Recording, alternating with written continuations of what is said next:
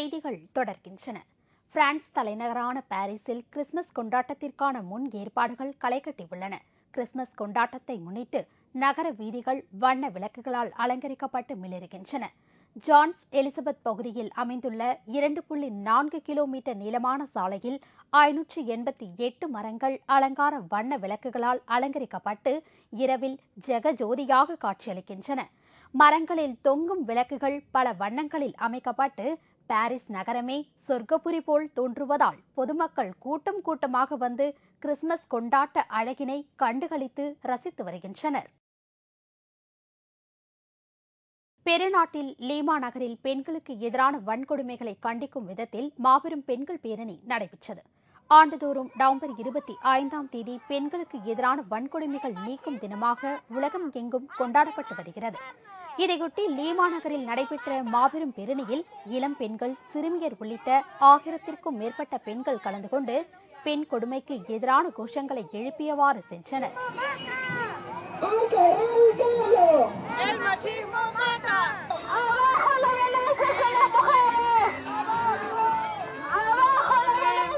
வன்முறைக்கு எதிரான பதாகைகளை ஏந்தி ஏராளமான பெண்கள் கோஷமிட்டு சென்றதை சாலையின் இரு பக்கமும் நின்று பொதுமக்கள் ஆரவாரம் செய்து வரவேற்றனர்.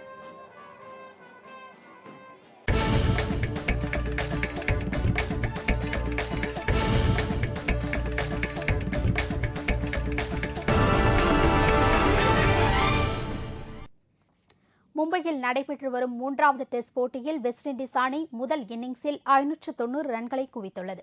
இந்தியாவில் சுற்றுப்பயணம் மேற்கொண்டுள்ள வெஸ்ட் இண்டீஸ் அணி தற்போது டெஸ்ட் தொடரில் விளையாடி வருகிறது.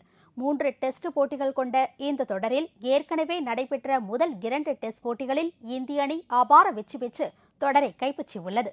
இந்நிலையில் 3வது மற்றும் கடைசி டெஸ்ட் போட்டி மும்பை வான்கடே மைதானத்தில் துவங்கியுள்ளது. டாஸ் வென்று முதலில் களமிறங்கிய வெஸ்ட் இண்டீஸ் அணி ஆரம்பத்தில் தடுமாறினாலும் பிறகு நிலைத்து நின்று விளையாடி ரன்களை குவித்தது. அந்த அணியின் பிராவோ மிக சிறப்பாக விளையாடி 166 ரன்களை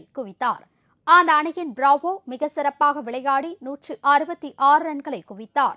இதேபோல் எட்வர்ட்ஸ் 86 ரன்களும் ஃபாவோல் 81 ரன்களும் எடுத்தனர்.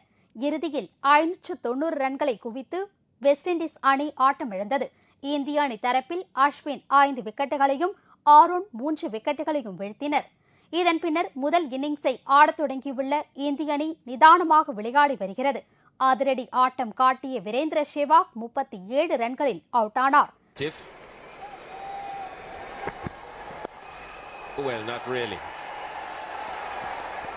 சற்று முன்னர் வரை இந்திய அணி ஒரு விக்கெட் இழப்பிற்கு 100 ரன்கள் எடுத்திருந்தது. இத்துடன் செய்திகள் நிறைவடைகின்றன. மீண்டும் தலைப்புச் செய்திகள் மாலை 6 மணிக்கு. உங்கள் பிரச்சனைகளுக்கு உடனடி தீர்வு காண 30134600 என்ற கேப்டன் டிவியின் தொலைபேசி எண்ணை தொடர்பு கொள்ளுங்கள். வணக்கம்.